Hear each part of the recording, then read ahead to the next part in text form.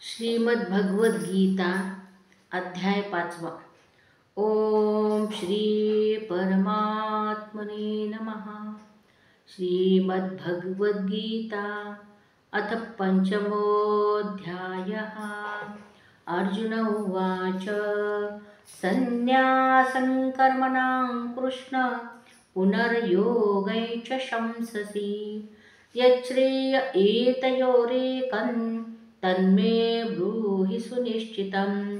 श्रीभगवानुवाच संन्यासः कर्मयोगश्च निःश्रेयसकरा उभौ तयोस्तु कर्मसन्न्यासात् कर्मयोगो विशिष्यते.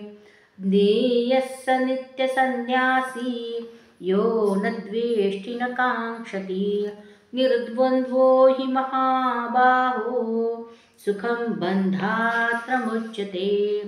सांख्ययोगौ पृथग् बालाः प्रवदन्ति न पण्डिताः एकमप्यास्थितः सम्यक् उभयोर्विन्दते फलं यत्साङ्ख्यै प्राप्यते स्थानं तद्योगैरपि गम्यते.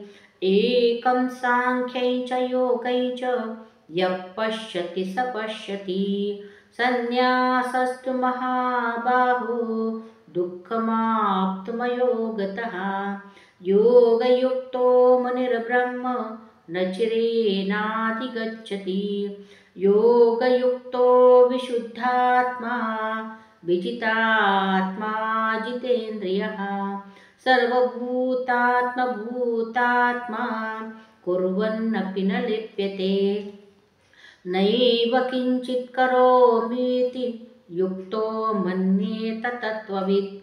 पश्यन् शृण्वन् स्पृशन् जिघ्रन् नश्नन् गच्छन् स्वपैश्वसन् प्रलपन् विसृजन् गृह्णन् नुन्मिषन् निमिषन्नपि इन्द्रियाणीन्द्रियार्थेषु वर्तन्त इति धारयन् ब्रह्मण्याधाय कर्माणि सङ्गं त्यक्त्वा करोति यः लिप्यते न स पापेन पद्मपत्रमिवाम्भसा. कायेन मनसा बुद्ध्या केवलैरिन्द्रियैरपि योगिनः कर्म कुर्वन्ति सङ्गं त्यक्त्वात्मशुद्धये. युक्तः कर्मफलं त्यक्त्वा शान्तिमाप्नोति नैष्ठिकीम्. अयुक्तः कामकारेण फले सक्तो निबध्यते. सर्वकर्माणि मनसा सन्न्यस्यास्ते सुखं वशी. नवद्वारे पुरे देहि नैव कुर्वन्न कारयन् न कर्तृत्वं न कर्माणि लोकस्य सृजति प्रभुः. न कर्मफलसंयोगं स्वभावस्तु प्रवर्तते.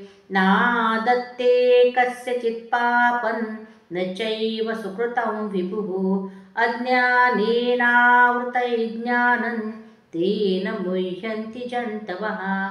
ज्ञानेन तदज्ञाने येषान्नाशितमात्मनः तेषामादित्यवज्ज्ञानं प्रकाशयति तत्परम्.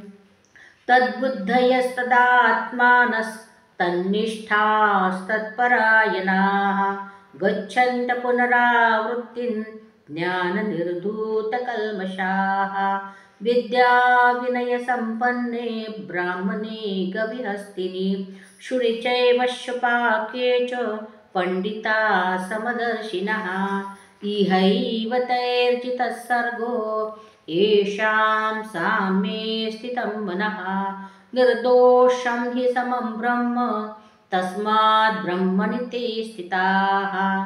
न प्रवृषेत् प्रियं प्राप्य नोद्विजेत् प्राप्य च प्रियं. स्थिरबुद्धिरसम्मूढो ब्रह्मविद् ब्रह्मणि स्थितः. बाह्यस्पर्शेष्वसक्तात्मा विन्दत्यात्मनि यत्सुखं स ब्रह्मयोगयुक्तात्मा सुखमक्षयमश्नुते. एहि संस्पर्शजा भोगा दुःखयोनय एव ते. आद्यन्तवन्तः कौन्तेय न तेषु रमते बुधः शक्नोति हैव यः सोढुं प्राक्शरीरविमोक्षणात् कामक्रोधोद्भवौ वेगं स युक्तः स सुखी नरः योऽन्तः सुखोऽन्तरारामस्तथान्तर्ज्योतिरेव यः स योगी ब्रह्मनिर्वाणं ब्रह्मभूतोऽधिगच्छति लभन्ते ब्रह्मनिर्वाणं ऋषयक्षीणकल्मषाः छिन्नद्वैधायतात्मानः सर्वभूतहिते रताः कामक्रोधवियुक्तानां यतीनां यतचेतसाम् अभितो ब्रह्मनिर्वाणो वर्तते